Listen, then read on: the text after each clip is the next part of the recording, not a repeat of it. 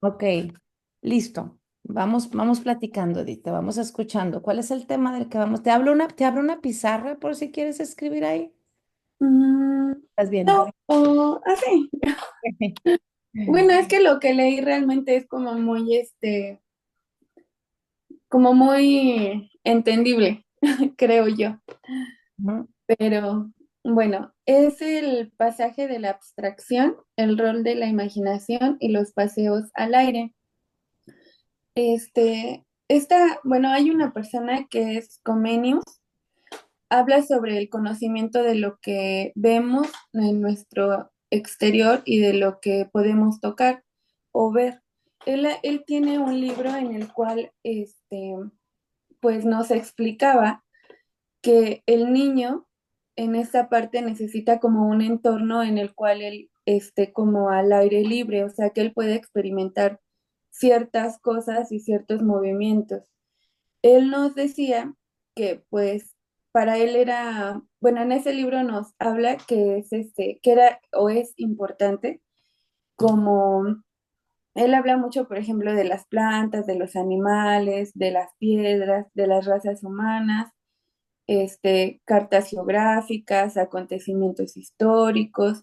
O sea, todo esto trató como de plasmarlo, porque él en bueno, en esta edición que saca, era como lo que él más, como quería realzar, realzar o la información que debía tener el niño en ese momento. ¿Cuál es el tema del que estamos hablando contigo? ¿Es La abstracción, la el abstracción? rol de la imaginación. Ok. Es Ajá, porque, solo porque voy a abrir el texto, nada más. Aquí lo ajá, tengo. Ok. Ujú. ya me quedé. Mm, Ok, eso que estás mencionando de Comenius, la razón por la que lo estás mencionando es porque María Montessori, cuando escribe todos estos libros, obviamente va a revisar quién venía atrás de ella y qué venía diciendo toda esta gente, ¿no? ujú, Decimos que la gente que hace grandes aportaciones a la vida se sienta en los hombros de los gigantes, ¿no? Y uno de los gigantes en la educación fue Comenius, fue Rousseau, fue Itard, fue Segan, de la época que a ella le tocó como sostenerse. Si María ujú. Montessori vivía hoy en día, quizá en los hombros de quien se hubiera sentado hubiera sido diferente porque van cambiando los personajes, ¿no? Las Ajá, aportaciones que hace Comenius en aquel tiempo, lo que toma María Montessori es el tema que tiene que ver con la naturaleza, que eso es de lo que estoy ujú, diciendo. ajá. Ok. Y aparte, bueno, él lo decía, ¿no? Si el niño puede tomar, o sea, puede como que,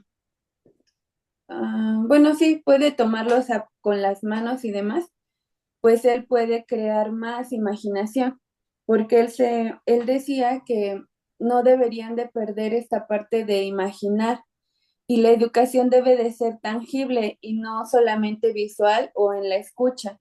Es mejor llevar al niño como al exterior y que él mismo experimente y pueda tocar ciertas texturas y así pueda pues generar como más imaginación y él te puede pedir más en ese contexto, ¿no? Dependiendo de lo que tú estés viendo con ellos.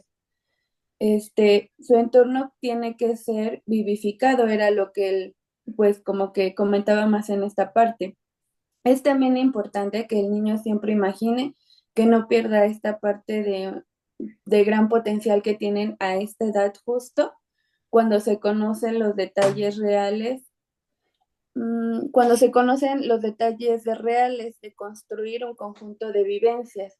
Porque si nosotros solamente como que se los platicamos o se los decimos realmente, sí despierta su imaginación, pero es muy distinto cuando ven pues algunas cosas, ¿no? En su exterior. Mm, y él decía que cuando el niño ya estaba como preparado o ya tenía como bastante de la información tal vez de las plantas que tú en ese momento estás tocando, en ese momento él te iba a pedir como tal vez otra información de las plantas, ¿no? En ese momento, porque él ya tenía como esta parte de tal vez de una de una forma que tú se las des o de algunas partes y ya él te va a pedir como la información. Este, y también nos decía que se necesita alimentar su imaginación sensible y sembrar la ciencia, porque él se basaba mucho en esto. Mm, Esto es que unirá el conocimiento. Antes tenían como esta parte de edición y ya después de esta parte fueron empezando las enciclopedias, que fuera, bueno, fue la información que pues algunos ya tuvimos, ¿no? En ese momento. Muy bien.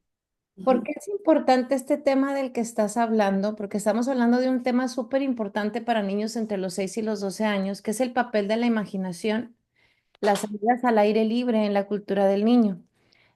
Esto tiene que ver porque tengamos en cuenta que la educación casi siempre se desarrolla en espacios cerrados si lo vemos desde este punto de vista.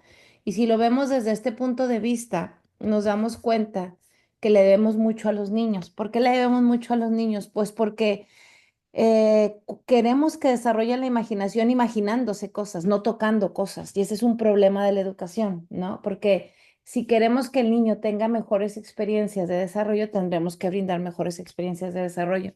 Y si te buscas o cuándo nació Comenius, y búscalo por favor, busca en Google de cuándo es Comenius, nada más búscalo para que veas por qué es tan trascendente esto.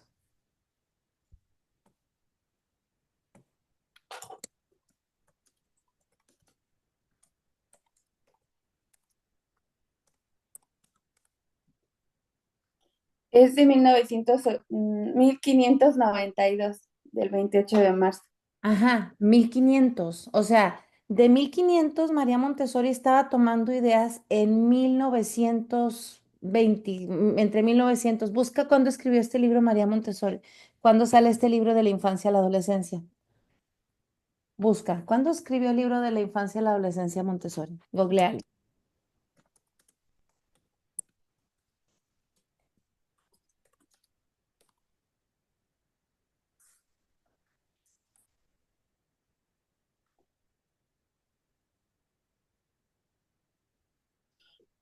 Lo publicó en 1909.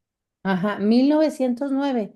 A ver, no, haz ahora una resta. ¿Cuál es la diferencia entre 1909 y 1500? No recuerdo, para ver cuántos años después estábamos tomando estos conocimientos.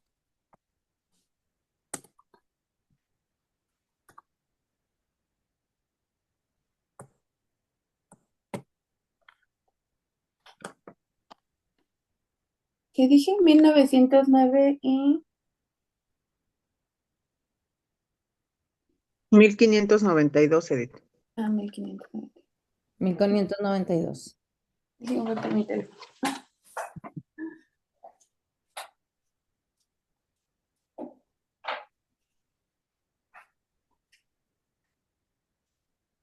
Ahorita vas a ver por qué es importante esto.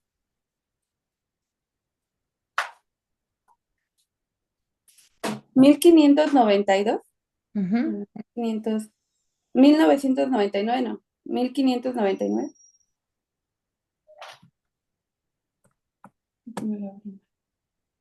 Ah, no, 1999. 317. Ya lo sacaste con la calculadora. Ajá. 317 años, o sea, 3 siglos después. Ahora compáralo, 1592 pon 2025 menos 1592.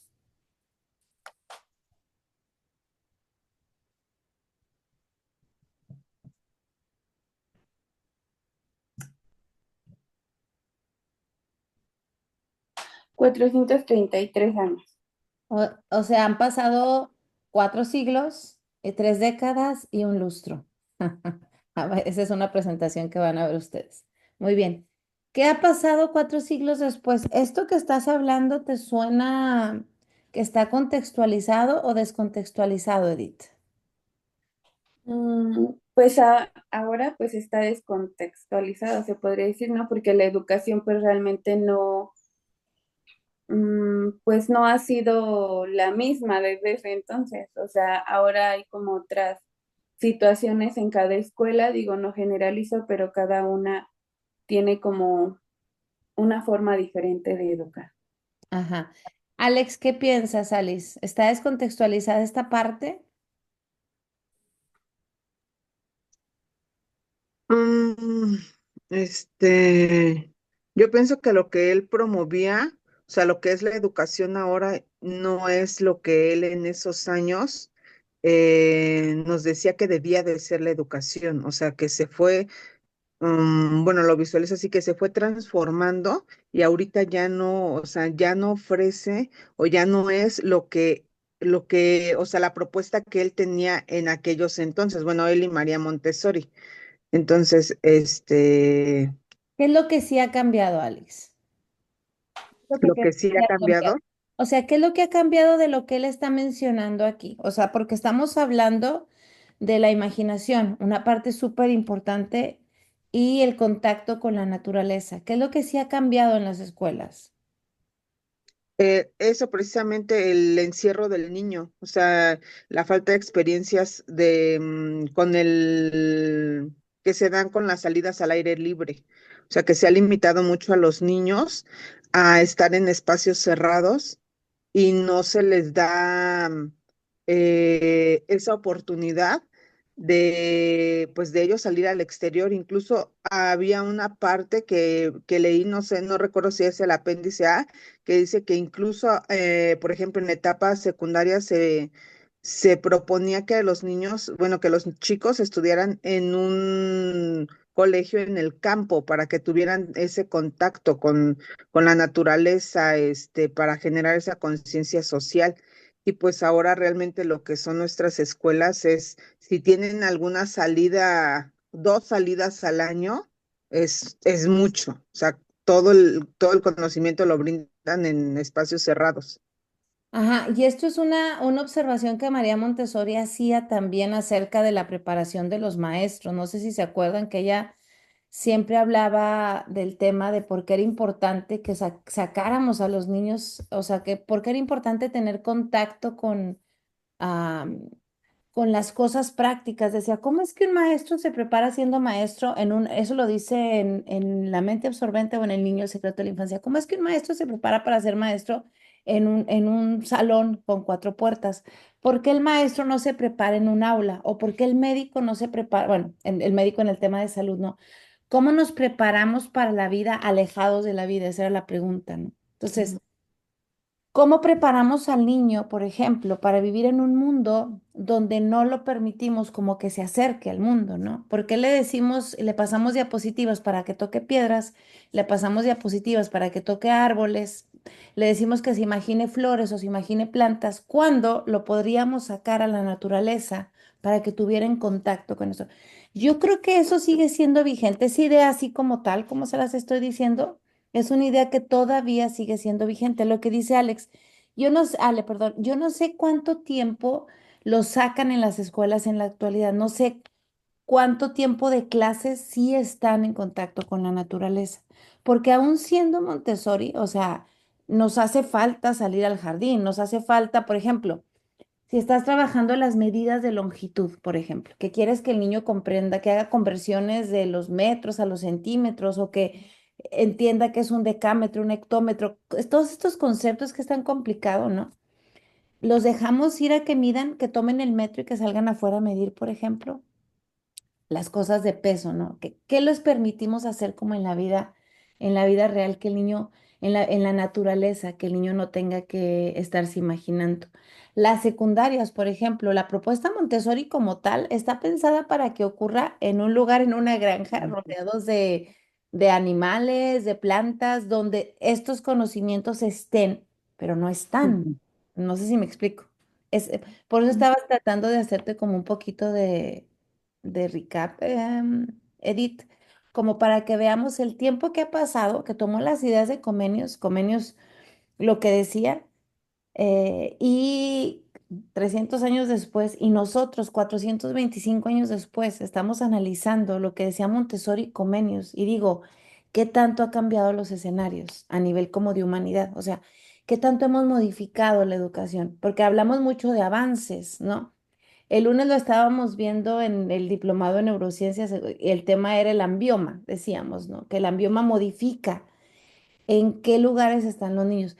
Siempre nos centramos en hablar en Montessori, pero en general tendríamos que hablar de la educación. Piensa en una educación donde los niños están sentados en estos pupitres con estas bancas que están hacinados, que hay 30, 35 niños y que apenas puedes pasar. O sea, que te levantas, Ujú. tienes que pasarte de ladito, salir así despacito, entrar. Me explico que ni siquiera hay espacio para el movimiento. Pensemos en estos lugares para los niños también. Porque tomemos en cuenta que aunque estudiemos Montessori, estamos estudiando educación y tenemos que darnos cuenta que la educación Montessori es un privilegio para quienes la pueden tomar en muchos lugares. En otros lugares está abierto al público, pero en muchos lugares no es así. Y si es un privilegio, solamente algunos, pero si va a ser un privilegio, vamos a darlo completo, completo con esta mirada, ¿no? Siempre mi idea es como que levantemos la voz y hagamos cosas diferentes desde el Montessori, volvamos a la verdadera filosofía, reconectemos con esas partes de Montessori que han sido como olvidadas por el sistema o las hemos ido tapando, ¿no? Porque el sistema nos exige calificaciones, matemáticas, lectura, escritura, me explico, estamos haciendo que el niño produzca como mucho aprendizaje lejos de experiencias en la naturaleza. Y el niño va a ser niño por un determinado tiempo, no toda la vida. Y va a llegar un punto en que estas experiencias ya no van a ser tan resonantes para él. ¿Me estoy explicando? Muy bien, continuamos, Edith. Bueno, en esta parte, pues él solamente como que marcaba mucho esta situación y este, ay,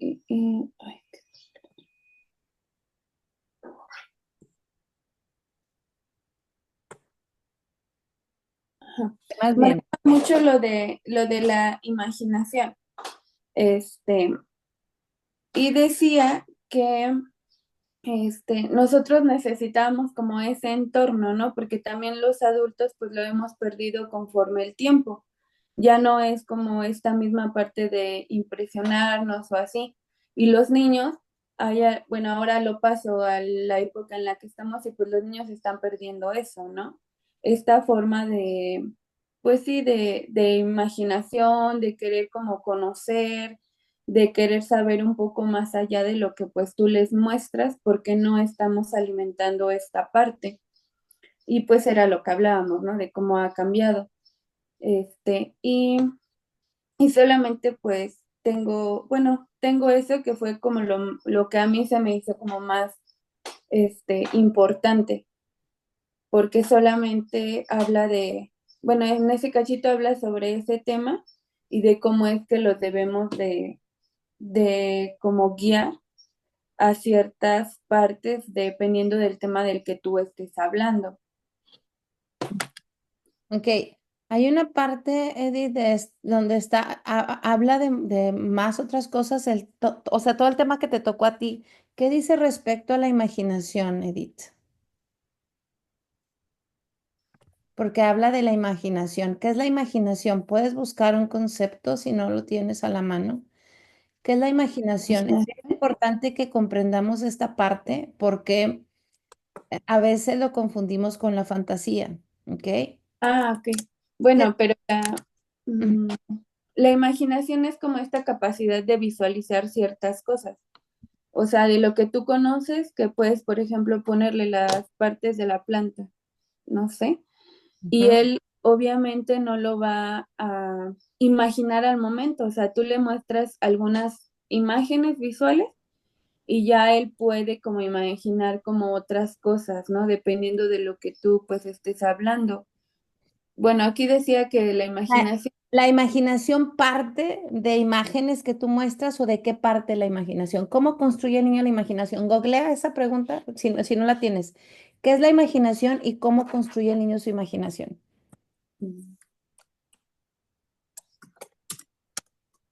Ese es un tema que damos en casa de niños que se llama imaginación versus fantasía en filosofía.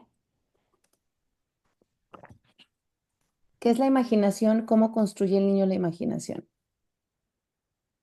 Bueno, aquí me sale que es la capacidad de crear imágenes mentales de ideas y conceptos que no están presentes en la realidad física.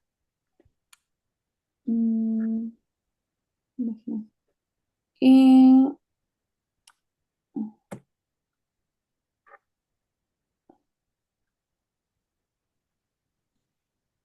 y para fomentar, bueno, la imaginación de los niños se puede realizar bueno, me da como actividades que ellos tienen pues durante el día, ¿no?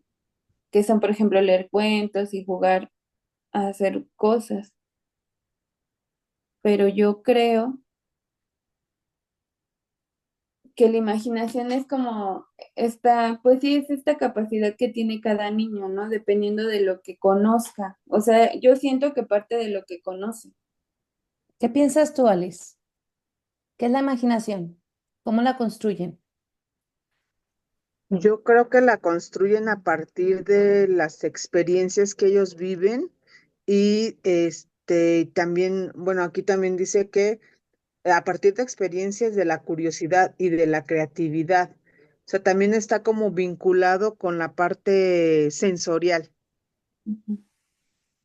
Muy bien, Alex. También está vinculado con la parte sensorial, que es importante que recuperemos de esto y es importante que ustedes sepan. En la primera etapa del desarrollo, entre los 0 y los 6 años, el niño tuvo muchísimas experiencias concretas, muchísimas, tantas como le brindaron los papás, les brindó la escuela, etcétera. Después, entre los 6 y 7 años y hasta los 12, pasamos al periodo de la etapa como abstracta. Ujú. En este proceso entre lo abstracto y lo concreto, el niño, con todo esto que tocó, que sintió, que olió, que percibió, que sintió, ujú, empieza a desarrollar esa capacidad de imaginar. Cuando imagina, que esta es una de las grandes como regalos que nos dio la naturaleza a los seres humanos, y es que es la capacidad de imaginar. Y la imaginación parte a través de algo real que yo siento, que veo, que toco, poder crear algo nuevo. Ujú. A lo real puede ser cualquier cosa que esté en lo natural, ¿no? Y es así como el hombre ha ido transformando el mundo donde vive, a través de la imaginación. Esto se lo recalcas mucho al niño de taller. Al niño de taller le haces mucho notar el poder que tiene cuando él tiene esa llave maestra, que le dices, gracias a la imaginación, es que el hombre pudo crear armas, por ejemplo, para defenderse de los mamuts, para defenderse, para crear su propia ropa, para crear sus propias armas. Y eso fue lo que lo hizo sobrevivir durante los miles y millones de años y que pudiéramos llegar al día de hoy. Y eso es lo que nos sigue haciendo como humanidad y como grupo humano, seguir avanzando. El Ujú. valor que tiene la imaginación en esta etapa de desarrollo es determinante y muy grande. Y el que le hagamos notar a los niños esto es muy importante para los niños de taller. ¿De acuerdo? Voy a intervenir un poco con tu presentación. Edith, si me permites, y te voy a ir preguntando cosas. Vamos a estar Sí, ahora googleando. Muy bien. El papá, Perdón, Lili. adelante, Ay, adelante. perdón.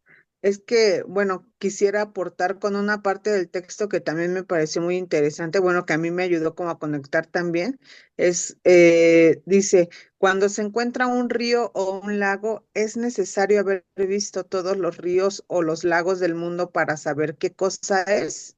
La imaginación puede representarnos al mundo inmediatamente. Entonces, sí, como dices, el niño necesita primero vivirlo para que ya después, a través de la imaginación, pueda crear el conocimiento de cómo es que, pues, esto que está vivenciando es a nivel, bueno, a nivel más, bueno, o por ejemplo en otras partes del mundo, ¿no? Porque también decía algo de los insectos, que puedes ver cómo viven los insectos que están en tu patio, ¿no? Y con eso ya te creas una idea de cómo están viviendo los insectos en el bosque, en la selva, sin Mm, necesidad de tener que conocer todos los insectos del mundo, Todo el ¿no? mundo, claro. Ujú. Ahorita voy a ir para allá, pero efectivamente, Liz, estas experiencias sí las tenemos que brindar.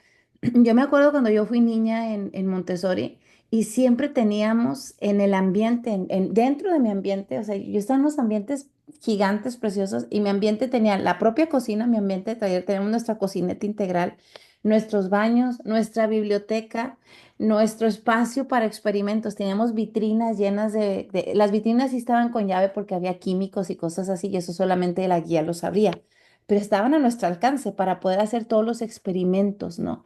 Y también rodeados de muchos jardines y teníamos parcelas afuera de nuestra escuela, o sea, sembrábamos también afuera de la escuela y podíamos salir a buscar insectos y todo aquello. Había troncos caídos, o sea, era un lugar que yo ahora estoy haciendo varios podcasts porque como que me ha salido la intención de querer como compartir esa experiencia como niña, de todos esos como destellos y recuerdos que tengo, porque yo me doy cuenta que mi deseo como guía es querer que también los niños lo tengan. No sé si me explico, que acercar a mis niños lo más posible a esta experiencia de estar en contacto con la naturaleza, porque sé el valor que le da a tu vida, cómo cambia tu sentido de pertenencia y cómo tus posibilidades a nivel de imaginación se desarrollan, ¿no?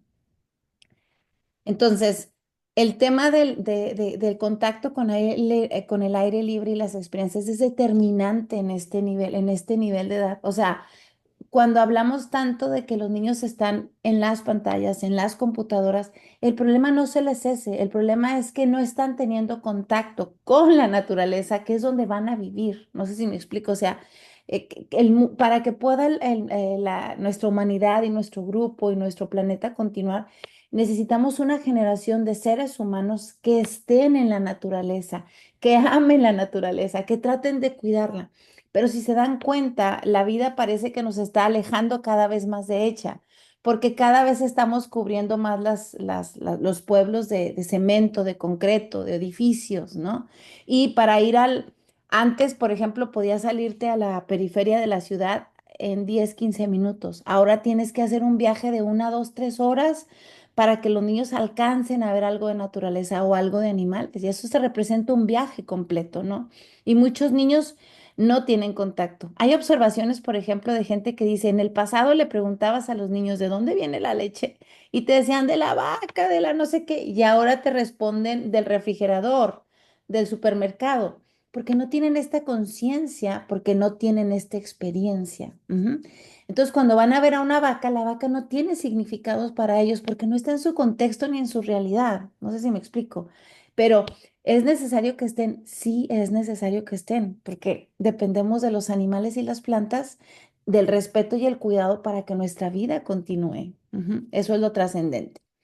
El papel de la imaginación y las salidas al aire libre en la cultura del niño. A lo largo del tiempo se ha intentado suplir la experiencia real con objetos encerrados en museos o en libros ilustrados. Aunque estos métodos proporcionan información, limitan la verdadera comprensión del niño. Para que el aprendizaje sea significativo, es necesario que el niño experimente el mundo en su autenticidad. ¿Ok? Eso es como una premisa. Ujú. Las salidas al aire libre. Estas salidas juegan un papel clave en este proceso. Al observar directamente la naturaleza, el niño desarrolla su imaginación, lo que le permite conectar lo que ve con una comprensión más amplia del mundo. No es necesario que vea todos los ríos del planeta para entender qué es un río, ni que conozca todos los insectos para comprender su función en el ecosistema. La imaginación, alimentada por la experiencia sensorial, le permite generalizar y construir conocimiento profundo y significativo. Es decir, lo que comentaba Alex, ¿no? No es necesario que lo lleve a todos los ríos, pero sí a un río. No es necesario que vea todos los insectos, pero sí que observe insectos, ¿no? No es necesario que vea todas las vacas, pero sí que conozca una vaca, ¿no? Y cuál es su función. Entonces, ¿tengo que llevar a los niños a la naturaleza? Sí, tengo que llevar a los niños a la naturaleza. Sí tienen que estar en contacto con la naturaleza. Y esto creo que es una tarea pendiente en las escuelas ahorita, porque las escuelas, por lo que yo sé, cada vez salen menos, cada vez hacen menos paseos. Deja tú, a lo mejor los llevan a fábricas de cómo se hacen las papitas y la coca. No nos interesa cómo se hacen las papitas y la coca. O sea, ¿para qué queremos llevarlos a la comida chatarra? Nos interesa ver cómo se producen los huevos, cómo se producen. Por eso es tan importante. Ahora este es un comercial. vamos a hacer la cumbre virtual de foros Montessori el próximo fin de semana. Y el domingo vamos a tener una charla. Está mi segundo hijo y está su compañera que tienen una escuela en el bosque. Yo les he contado a varias generaciones de esta escuela. Ellos tienen patos, tienen gallinas, y los niños, y atrás de donde está su escuela es un domo geodésico que está en medio de un río. Atrás está un río. Y salen a caminar en el río y andan entre víboras, entre serpientes, entre insectos, entre animales. Han aprendido a reconocer los animales incluso peligrosos. Hacen matemáticas en el jardín. Van al domo, cocinan, hacen fogatas, coleccionan, leña. Pero estas son unas escuelas que han surgido mucho en Estados Unidos. Combinan algunas cosas de Montessori, muchas cosas de Montessori, por eso los invitamos. Y los papás les encanta, pero ¿quién tiene acceso a esta educación? Volvemos a lo mismo, grupos muy pequeños de personas, porque incluso esa educación que no está muy... Yo los invité porque es que yo digo, tienen que conocer a mí cuando me invitan. Hace poco hice un post donde puse muchos, mi hijo me trae siempre huevos orgánicos y son de diferentes colores, son azules, verdes, porque tienen de diferentes gallinas criando. Todos participaron los padres y los niños en la elaboración del gallinero, les dan de comer a las gallinas, a los patos, Entonces, hacen tirolesas y se cuelgan en las tirolesas, pero a eso le combinan cosas como cosas de ingeniería, porque también hacen robótica, y es como una mezcla entre la naturaleza y como lo avanzado, no sé si me explico. Pero a mí me parece maravilloso cuando él llega y me cuenta las cosas que dicen los niños o que hacen los niños, que digo yo, wow, qué padrísimo. Hoy nos fuimos al río, por ejemplo, dice, ¿no? Y encontramos una coralillo y yo, ¿qué andan haciendo allá? Eso es muy peligroso.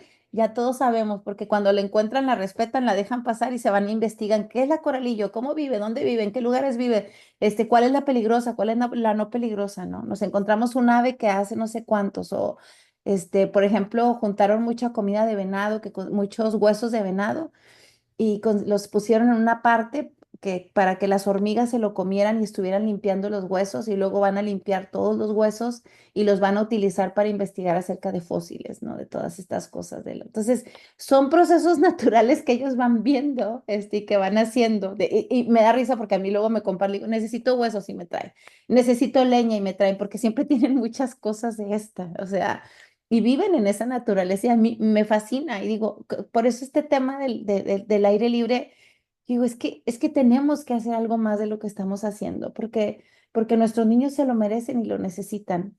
Y necesitamos más actores, porque creo que las guías Montessori y los maestros en general somos actores educativos, somos gente que podemos transformar la vida de los niños y las niñas, pero tenemos que hacer algo más, para provocarlo, me explico. Y a veces parece que no, pero sí inspiramos a más gente, sí, sí podemos hacerlo. Las salidas al aire libre, por lo tanto, juegan un papel clave en este proceso. Ya les dije, al observar directamente la naturaleza, el niño desarrolla su imaginación. La imaginación se desarrolla a partir de experiencias reales y concretas. Esto es algo que lo tienes que saber, memorízalo. Ujú. No se desarrolla viendo dibujos animados.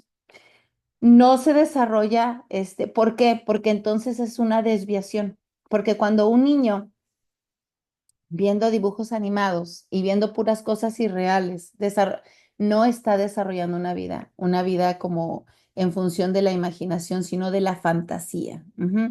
Cuando oí el tema de imaginación y fantasía a las estudiantes de Casa de Niños, nunca se me olvida un estudiante que me decía, me mandó un trabajo que lo guardé porque me decía, Lili, es que me estoy dando cuenta, tengo 30 y tantos años, ya tengo hijos, dice, y he vivido una vida de fantasía. Yo le dije, ¿pero cómo? Dice, porque toda mi vida fue alrededor de Disney, de las princesas, desde que fui niña, dice, yo así he vivido como entre bombones, he estado pisando la tierra entre bombones y le digo, dice, y apenas me estoy dando cuenta, o sea, apenas estoy siendo consciente de que ese mundo no existe, o sea, dice, pero entiende la edad que tengo y que soy mamá ya, y apenas estoy siendo consciente de eso, ¿no? Entonces, a veces los papás sin querer creamos un mundo que no existe. Ujú. En el afán de quererle darnos a nuestros hijos todo, en el afán de protegerlos, de brindarles cariño, etcétera, les brindamos cosas que no les ayudan o no los preparan para este mundo. Al contrario, los desfasan de la realidad. Y cuando no tienen ese mundo que los papás creamos o cuando nuestros papás desaparecen de esa realidad que nos entonces la realidad es muy dura y ya no saben cómo enfrentarla. Ujú. Entonces se vuelve muy complicado manejar esta situación. Es complicado, no es nada fácil. Ujú.